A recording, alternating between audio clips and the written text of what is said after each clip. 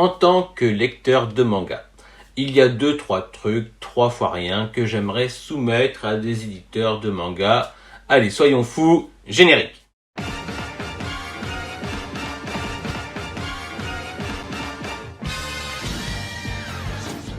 En tant que lecteur, j'apprécierais, et si je vous le souffle, c'est parce que je sais que c'est possible.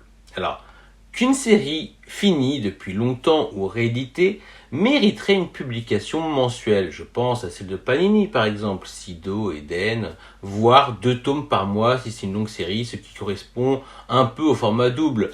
Et vu que Sido n'est pas un format double, allez, 2 tomes par mois pour Sido, voilà, c'est un cas particulier.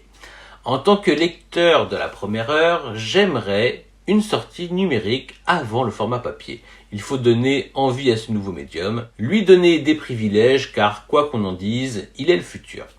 En attendant, du moins, il est un excellent complément dans la consommation de manga.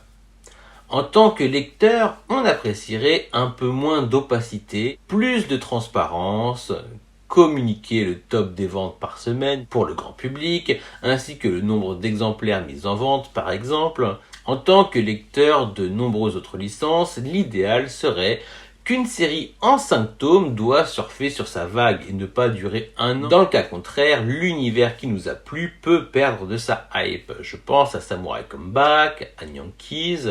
Voilà, il devrait proposer le coffret directement et proposer les tomes uniques par la suite. Pareil, en tant que lecteur de la première heure, pour le bien des premiers consommateurs et donc des tout premiers acheteurs, ceux qui donnent la force à une licence, il serait plus juste de proposer les coffrets aux plus fidèles d'entre nous plutôt qu'à ceux qui viennent après la guerre. Je pense à l'exemple le plus récent, celui des Gutanabe.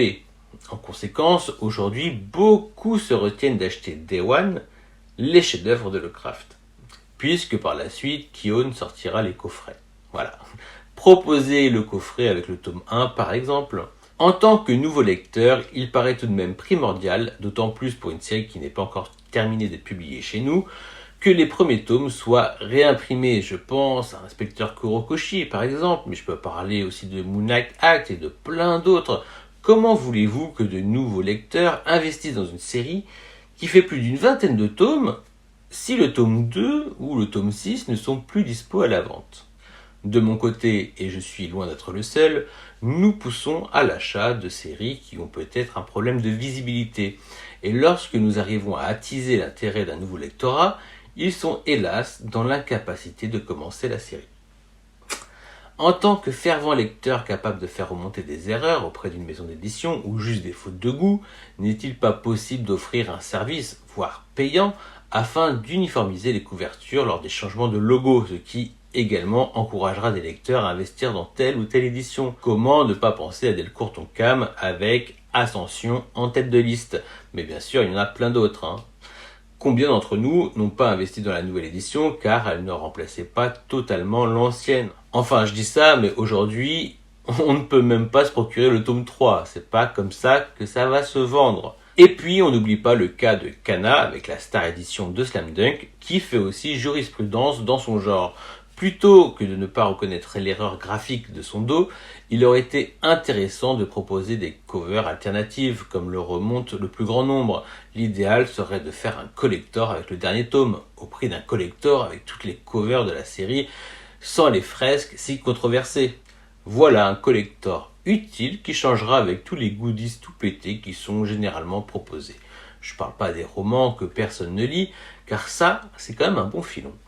Enfin voilà, je ne sais pas si de votre côté, en tant que lecteur, il y a 2-3 petits trucs, 3 fois rien, que vous souhaiteriez souffler aux maisons d'édition, genre les abonnements à la Meian, les précommandes de réédition, des inédits en numérique à la Hakata, mais un peu plus poussé, des contributions participatives pour des titres soi-disant invendables à la Black Box. Enfin voilà, lâchez-vous, on peut toujours rêver. Sur ce, prenez soin de vous, faites-vous plaisir, j'espère que la vidéo vous a plu et je vous dis à bientôt pour de nouvelles vidéos en ma compagnie.